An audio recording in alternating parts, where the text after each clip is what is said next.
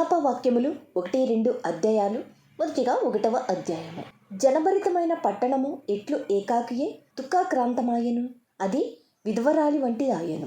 అన్యజనులలో ఘనతకెక్కినది, సంస్థానములలో రాజకుమార్తె అయినది. ఎట్లు పన్ను చెల్లించుదనైపోయెను, రాత్రియందు అది బహుగా ఏడ్చుచున్నది. కన్నీరు దాని చెంపల మీద కారుచున్నది. దాని విటకాండ్రందరిలో దాని నోదార్చువాడొకడునూ లేడు. దాని చెలికాండ్రందరూ దాని మోసపుచ్చిరి, వారు దానికి శత్రువులైరి. యూదా బాధ నొంది దాసురాలై చెరలోనికి పోయియున్నది, అన్యజనులలో నివసించుచున్నది, విశ్రాంతి నొందకపోయెను. దాని తరుము వారందరూ ఇరుకుచోట్ల దాని కలిసి కుందురు. నియామక కూటములకు ఎవరునూ రారు గనక సియోను మార్గములు ప్రలాపించుచున్నవి. పట్టణపు గుమ్మములన్నీయు పాడైపోయెను, యాజకులు నిట్టూర్పు విడుచుచున్నారు. దాని కన్యకలు దుఃఖాక్రాంతులైరి, అదియు వ్యాకుల భర్తిరాలాయెను.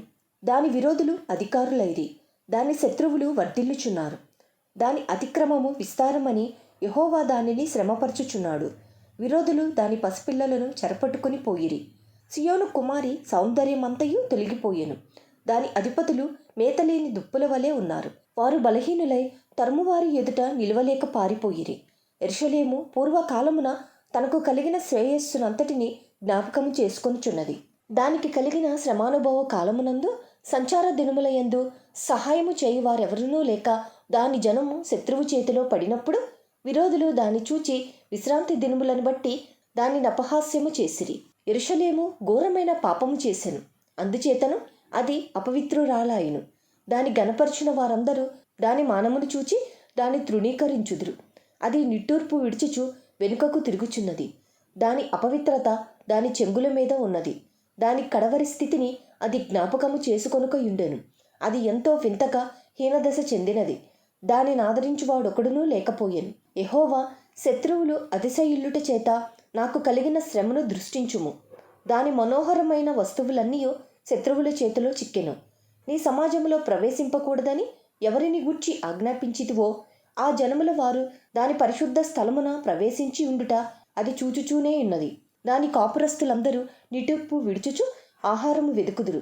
తమ ప్రాణ సంరక్షణ కొరకు తమ మనోహరమైన వస్తువులనిచ్చి ఆహారము కొందురు.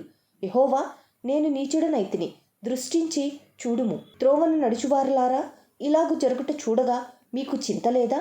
యెహోవా తన ప్రచండ కోప దినమున నాకు కలుగజేసిన శ్రమ వంటి శ్రమ మరి ఎవరికైనాను కలిగినదో లేదో మీరు నిదానించి చూడుడి. పరము నుండి ఆయన నా ఎముకల మీదికి అగ్ని ప్రయోగించి ఉన్నాడు.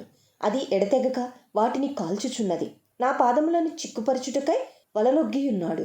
నన్ను వెనుకకు త్రిప్పియున్నాడు. ఆయన నన్ను పాడు చేసి దినమెల్లా నన్ను సొమ్మసిల్ల చేసియున్నాడు. కాడి కట్టున్నట్లుగా తానే నా అపరాధములను నాకు కట్టియున్నాడు. అవి పైన వేయబడినవై నా మెడ మీదకెక్కెను. నా బలమును ఆయన బలహీనతగా చేసియున్నాడు. ప్రభువు శత్రువుల చేతికి నన్ను అప్పగించియున్నాడు. నేను వారి ఎదుట లేవలేకపోతిని. నేను చూచుచుండగా ప్రభువు నా బలాఢ్యులనందరినీ కొట్టివేసెను. నా యవ్వనులను అణగద్రొక్కవలెనని ఆయన నా మీద నియామక కూటము కూడాను చాటించెను. యెహోవా కన్యక అయిన యూదా కుమారిని ద్రాక్షగానుగలో వేసి త్రొక్కియున్నాడు. వీటిని బట్టి నేను ఏడ్చుచున్నాను. నా కంట నీరు ఒలుకుచున్నది. నా ప్రాణము తెప్పరిల్లజేసి నన్ను ఓదార్చవలసిన వారు నాకు దూరస్తులైరి. శత్రువులు ప్రబరియున్నారు. నా పిల్లలు నాశనమైపోయిరి.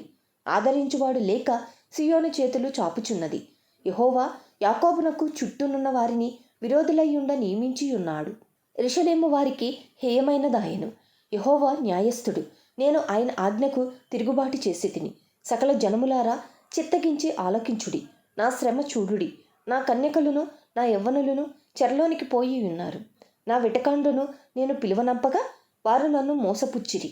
నా యాజకులను నా పెద్దలను ప్రాణ సంరక్షణకై ఆహారము వెతకపోయి పట్టణములో ప్రాణము విడిచిన వారైరి. యెహోవా దృష్టించుము, నాకు ఇబ్బంది కలిగెను. నా అంతరంగము క్షోభిల్లుచున్నది. నేను చేసిన గొప్ప ద్రోహమును బట్టి నా గుండె నా లోపల కొట్టుకొనుచున్నది. వీధులలో ఖడ్గము జననష్టము చేయుచున్నది. ఇండ్లలో నానా మరణకర వ్యాధులున్నవి. నేను నిట్టూర్పు విడుచుట విని నన్నాదరించువాడు ఒకడునూ లేడాయెను. నీవు నాకు ఆపద కలుగజేసితివన్న వార్త నా విరోధులందరూ విని సంతోషించుచున్నారు. నీవు చాటించిన దినములు నీవు రప్పించుదువు. అప్పుడు వారు నన్ను పోలియుండెదరు. వారు చేసిన దుష్కార్యములన్నీయు నీ సన్నిధి నుండును. నేను బహుగా నిట్టూర్పులు విడుచుచున్నాను. నా మనస్సు కృంగిపోయెను. నేను చేసిన అపరాధములన్నిటిని బట్టి నీవు నాకు చేసినట్లు వారికి చెయ్యుము. విలాపవాక్యములు 2వ అధ్యాయము. ప్రభువు కోపపడి సియోను కుమార్తెను మేఘముతో కప్పియున్నాడు. ఆయన ఇశ్రాయేలు సౌందర్యమును ఆకాశము నుండి భూమి మీదికి పడవేశెను. కోపదినమందు ఆయన తన పాదపీఠమును జ్ఞాపకము చేసుకొనకపోయెను. ఒకటియు విడవక ప్రభువు యాకోబు నివాస స్థలములన్నిటినీ నాశనము చేసియున్నాడు. మహోగ్రుడై యూదా కుమార్తె కోటలను పడగొట్టియున్నాడు. వాటిని నేలకు కూల్చివేసియున్నాడు. ఆ రాజ్యమును దాని అధిపతులను ఆయన అపవిత్రపరిచియున్నాడు. కోపావేశుడై ఇశ్రాయేలీలకున్న ప్రతి శృంగమును ఆయన విరగొట్టియున్నాడు. శత్రువులుండగా తన కుడి చెయ్యి ఆయన వెనుకకు తీసియున్నాడు. నఖాముఖాల దహించు అగ్నిజ్వాలలు కాల్చునట్లు ఆయన యాకోబును కాల్చివేసియున్నాడు. శత్రువు వలె ఆయన విల్లెక్కు పెట్టి విరోధి వలె కుడి చెయ్యి చాపియున్నాడు. కంటికి అందమైన వస్తువులన్నిటినీ నాశనము చేసియున్నాడు. అగ్ని కురియున్నట్లుగా ఆయన తన ఉగ్రతను సియోను కుమార్తె గుడారముల మీద కుమ్మరించి ఉన్నాడు. ప్రభువు శత్రువాయును ఆయన ఇశ్రాయేలును నిర్మూలము చేసియున్నాడు. దాని నగరులన్నిటినీ నాశనము చేసియున్నాడు. దాని కోటలను పాడు చేసియున్నాడు. యూదా కుమారికి అధిక దుఃఖ ప్రలాపములను ఆయన కలుగజేసి ఉన్నాడు. ఒకడు తోటను కొట్టివేయినట్లు తన ఆవరణమును ఆయన క్రూరముగా కొట్టివేసి ఉన్నాడు. తన సమాజ స్థలమును నాశనము చేసి ఉన్నాడు. యెహోవా సియోనులో నియామక కాలము విశ్రాంతి దినము మరవబడినట్లు చేసి ఉన్నాడు. కోపావేశుడై రాజును యాజకుని త్రోసివేసి ఉన్నాడు. ప్రభువు తన బలిపీఠము విడనాడెను. తన పరిశుద్ధ స్థలమునందు అసహ్యించుకొనెను. దాని నగరుల ప్రాకారములను శత్రువుల చేతికి అప్పగించెను. వారు నియామక కాలమున జనులు చేయునట్లు యెహోవా మందిరమందు ఉత్సాహధ్వని చేసిరి. సియోను కుమారి యొక్క ప్రాకారములను పాడు చేయుటకు యెహోవా ఉద్దేశించెను. నాశనము చేయుటకు తన చెయ్యి వెనుక తీయక ఆయన కొలనూలు సాగలాగెను. ప్రహరియు ప్రాకారమును దీని గూర్చి మూలుగుచున్నవి. అవి ఏకరీతిగా క్షీణించుచున్నవి. పట్టణపు గవనులు భూమిలోనికి కృంగిపోయెను. దాని అడ్డగడియలను ఆయన తుత్తునీయులుగా కొట్టి పాడు చేసెను. దాని రాజును అధికారులను అన్యజనులలోనికి పోయియున్నారు. అచ్చట వారికి ధర్మశాస్త్రము లేకపోయెను. యెహోవా ప్రత్యక్షత దాని ప్రవక్తలకు కలుగుటలేదు. సియోను కుమారి పెద్దలు మౌనులై నేల కూర్చుందురు. తలల మీద బుగ్గి పోసుకొందురు. గోనెపట్ట కట్టుకొందురు. యెరూషలేము కన్నికలు నేలమట్టుకు తలవంచుకొందురు. నా జనులు కుమారికి కలిగిన నాశనము చూడగా నా కన్నులు కన్నీటి చేత క్షీణించుచున్నవి. నా అంతరంగము క్షోభిల్లుచున్నది. నా కాలేజము నేల మీద ఒలుకుచున్నది. శిశువులను చంటి బిడ్డలను పట్టణపు వీధులలో మూర్చిల్లెదరు. గాయముందిన వారై పట్టణపు వీధులలో మూర్చిల్లుచు తల్లుల రొమ్మునానుకొని అన్నము ద్రాక్షారసము ఏది అని తమ తల్లులను అడుగుచు ప్రాణము విడిచెదరు. యెరూషలేము కుమారి, ఎట్టి మాటల చేత నిన్ను హెచ్చరించుదును? దేనితో నిన్ను సాటి చేయుదును? సియోను కుమారి కన్యక, నిన్ను ఓదార్చుటకు దేనితో నిన్ను పోల్చుదును? నీకు కలిగిన నాశనము సముద్రమంత గొప్పది. నిన్ను స్వస్థపరచగలవాడెవడు? నీ ప్రవక్తలు నిరర్ధకమైన వ్యర్థ దర్శనములు చూచియున్నారు. నీవు చెరలోనికి పోకుండా తప్పించుటకై వారు నీ దోషములను నీకు వెల్లడి చేయలేదు. వారు వ్యర్థమైన ఉపదేశములు పొందిన వారైరి. త్రోవ తప్పించు దర్శనములు చూచిన వారైరి. త్రోవను వెళ్ళువారందరూ నిన్ను చూచి చప్పట్లు కొట్టెదరు. వారు యెరూషలేము కుమారుని చూచి పరిపూర్ణ సౌందర్యము గల పట్టణమనియు సర్వభూ నివాసులకు ఆనందకరమైన నగరి అనియు జనులు ఈ పట్టణమును గూర్చియేనా చెప్పి అని అనుకొనుచు గేలి చేసి తల ఊచెదరు. నీ శత్రువులందరూ నిన్ను చూచి నోరు తెరచెదరు. వారు ఎగతాళి చేసి పండ్లు కొరుకుచు దాన్ని మృంగివేసి ఉన్నాము. ఇదే గదా మనము కనిపెట్టిన దినము, అది తటస్థించెను, దాని మనము చూచి ఉన్నాము అని అనుకొనిదరు. యెహోవా తాను యోచించిన కార్యము ముగించి ఉన్నాడు. పూర్వ దినములలో తాను విధించినది ఆయన నెరవేర్చి ఉన్నాడు. శేషము లేకుండా నిన్ను పాడు చేసి ఉన్నాడు. నిన్ను బట్టి శత్రువులు సంతోషించినట్లు చేసి ఉన్నాడు. నీ పగవారి శృంగమును హెచ్చించి ఉన్నాడు. జనులు హృదయపూర్వకముగా యెహోవాకు మొరపెట్టుదురు.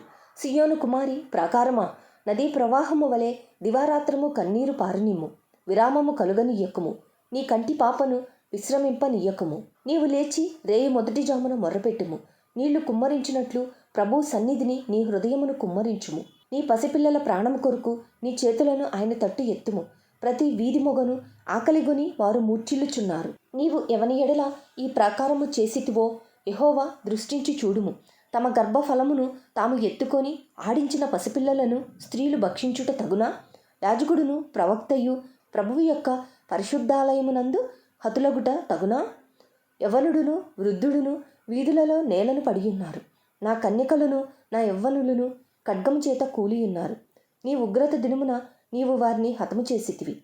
దయతలచక వారినందరినీ వధించితివి. ఉత్సవ దినమున జనులు వచ్చినట్లుగా నలుదిశల నుండి నీవు నా మీదికి భయోత్పాతములను రప్పించితివి. యెహోవా ఉగ్రత దినమున ఎవడునూ తప్పించుకొనలేకపోయెను. శేషమేమియూ నిలువకపోయెను. నేను చేతులలో ఆడించి సాకిన వారిని శత్రువులు హరించివేసి ఉన్నారు.